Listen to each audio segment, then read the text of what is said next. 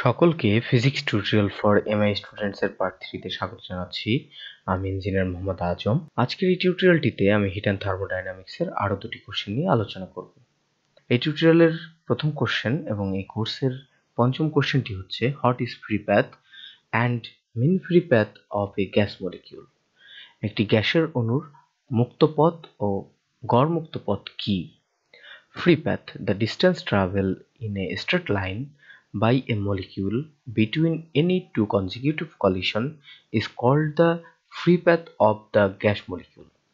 অর্থাৎ পরপর দুটি সংঘর্ষের মধ্যবর্তী যতটুকু দূরত্ব একটি অণু সোজা পথে চলে তাকে ওই অণুর মুক্ত পথ বলে।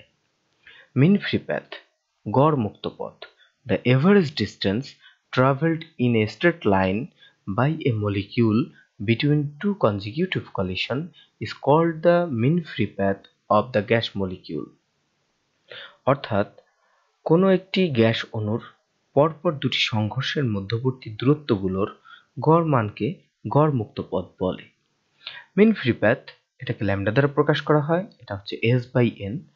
s হচ্ছে distance travelled by a molecule, s হচ্ছে যতটুকু দূরত্ব ওই অণুটি অতিক্রম করলো, n হচ্ছে নাম্বার অফ কলিশন অর্থাৎ ওই দূরত্ব অতিক্রম করতে যতগুলো সংঘর্ষের লিপ্ত হলো। আচ্ছা, এরপর আমরা এই চিত্রটা দিয়ে এই মিন ফ্রি পাথকে ভালোভাবে বুঝতে পারবো। এই অণুটির যদি আমরা গড়মুক্ত পথ মাপতে চাই, এই সি অণুটির, তাহলে বলা যায় এই S1 হচ্ছে একটি মুক্ত পথ, S2 হচ্ছে আরেকটি মুক্ত পথ, S3 হচ্ছে আরেকটি মুক্ত পথ, কারণ প্রত্যেকটি সংঘর্ষের মধ্যে এইটুকু দূরত্ব সে সোজা যাচ্ছে, তার মানে এইটুকু একটা মুক্ত পথ, এটা একটা মুক্ত পথ, S3 একটা মুক্ত পথ। এখন গড় মুক্ত পথ হচ্ছে এই সবগুলোকে যোগ করে 10টা মুক্ত পথ আছে এখানে, 10টা মুক্ত পথকে যোগ করে 10 দ্বারা ভাগ করলে, মানে সংঘর্ষের সংখ্যা দ্বারা ভাগ করলে আমি পাবো গড় মুক্ত পথ বা মিন ফ্রি পাথ। অর্থাৎ lambda equal to passing distance by number of collision. অর্থাৎ সকল অতিক্রান্ত দূরত্বগুলোকে যোগ করে যদি আমি সংঘর্ষের সংখ্যা বা 10 দ্বারা ভাগ করে দিই, তাহলে আমি পাবো এই অণুটার গড় মুক্ত পথ। তাহলে একটা অ্যানিমেশনের সাহায্যে আমি একটু মুক্ত পথগুলো দেখি। এই যে এইগুলো হচ্ছে মুক্ত পথ, প্রত্যেকটা সংঘর্ষের মাঝখানে এইটুকু সে সোজাভাবে অতিক্রম করছে। আচ্ছা, আজকের দ্বিতীয় কোশ্চেনটি হচ্ছে show that mean free path lambda, দেখাও যে মুক্ত পথ lambda equal to 1/√2 pi sigma square n।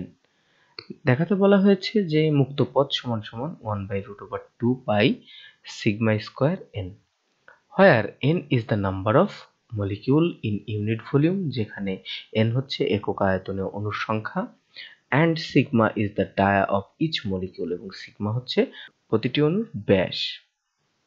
এই কোশ্চেনটি অক্টোবর 2009 এর কোশ্চেন এ তে এসেছে, এপ্রিল 2008 এর কোশ্চেন 1 এর সি তে এসেছে, সেপ্টেম্বর 2006 এর কোশ্চেন 1 এর বি তে এসেছে।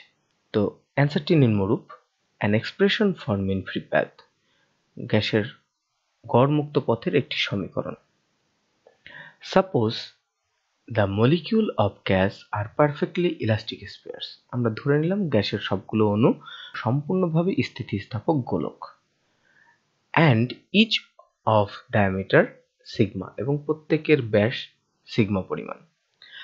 Let the number of molecule in a unit volume is n, আমরা ধরে নিলাম একক আয়তনের জায়গায় একক আয়তনে n সংখ্যক অণু আছে। When the central distance of two molecule is sigma, যখন দুটি অণুর কেন্দ্রের দূরত্ব সিগমা হবে, they collide with each other, তারা একে অপরের সাথে সংঘর্ষে লিপ্ত হবে। এই যে আমরা দেখতে পাচ্ছি যদি দুইটা অণুর সেন্টারের দূরত্ব ব্যাসের সমান হয় তাহলে তারা সংঘর্ষে লিপ্ত হয়। টু সিম্পলিফাই দ্য ক্যালকুলেশন, এই হিসাবটাকে সহজ করার জন্য we assume that only the molecule under consideration is in motion, শুধুমাত্র বিবেচ্য অণুটি গতিতে আছে, while all other molecules are at rest, যখন অন্যান্য সকল অণু আছে স্থির। এটা দেখার জন্য আমরা একটা অ্যানিমেশন দেখতে পারি। এখানে আমাদের এই সি অণুটা বিবেচ্য অণু, এই অণুটা গতিতে থাকবে আর সকল অণু স্থির থাকবে। যেহেতু এই সিলিন্ডারটার ব্যাসার্ধ একটা অণুর ব্যাসের সমান, সেহেতু এই এল ডিস্টেন্স অতিক্রমের সময় এইখানে যতগুলো স্থির অণু আছে সকল অণুর সাথে এই সি অণুটা সংঘর্ষে লিপ্ত হবে। এই কথাটাই পরবর্তীতে বলা হয়েছে। From figure 1, we want to calculate the mean free path of C. আমরা C অণুটির গড় মুক্ত পথ মাপতে চাইতেছি। When C will pass the distance L, যখন এই C অণুটি L distance অর্থাৎ সিলিন্ডারের সম্পূর্ণ দৈর্ঘ্য অতিক্রম করবে, it will collide with all the molecules whose center lie within a cylinder of radius sigma and length L.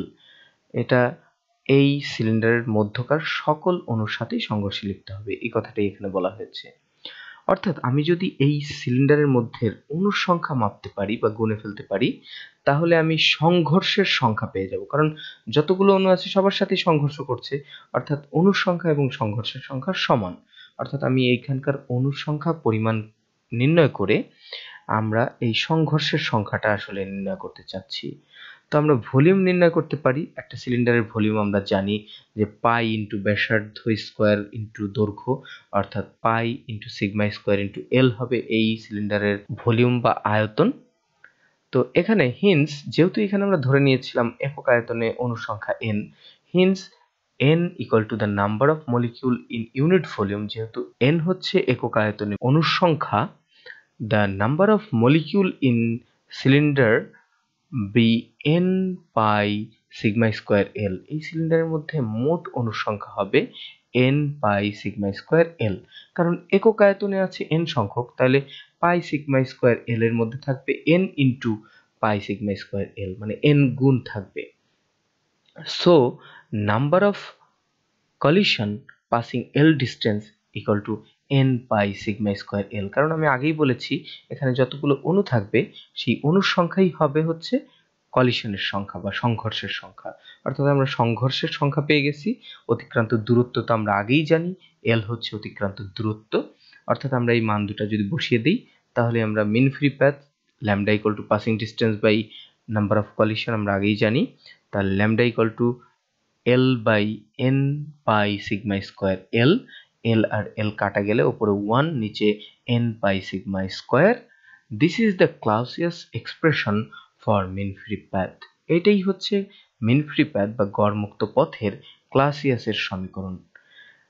কিন্তু এই সমীকরণটা সম্পূর্ণভাবে সঠিক না, এই কথাটা এখানে বলে দেওয়া হবে। This expression is not exact, এই সমীকরণটি সম্পূর্ণভাবে সঠিক নয়, because it is based on the assumption that only the considering molecule is in motion, all other at rest.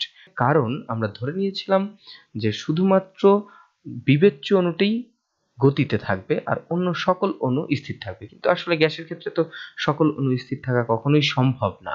সেহেতু if the motion of other molecules is taken into account, অন্যান্য সকল অণুর গতিকে যদি আমরা বিবেচনায় আনি, and the Maxwell law of distribution of molecular velocity is applied, যদি আমরা ম্যাক্সওয়েলের গ্যাসের অণুর বেগ বণ্টন সূত্র অ্যাপ্লাই করি, প্রয়োগ করি, then the expression will be, তখন সমীকরণটি হবে lambda equal to 1/√2 pi sigma square N. অর্থাৎ ক্লাসিয়াসের সমীকরণের হরের সাথে √2 দ্বারা গুণ করলে আমরা এক্সাক্ট সমীকরণটা পেয়ে যাব। এটাই শর্ট, এটাই আমাকে বলা হয়েছিল দেখাতে, তো আমরা দেখিয়ে দিয়েছি lambda equal to 1/√2 pi sigma square N. আচ্ছা, আজ এই পর্যন্তই। ধন্যবাদ সবাইকে টিউটোরিয়ালটি দেখার জন্য। নেক্সট টিউটোরিয়াল দেখার আমন্ত্রণ জানিয়ে আজকের মতো এখানেই শেষ করছি।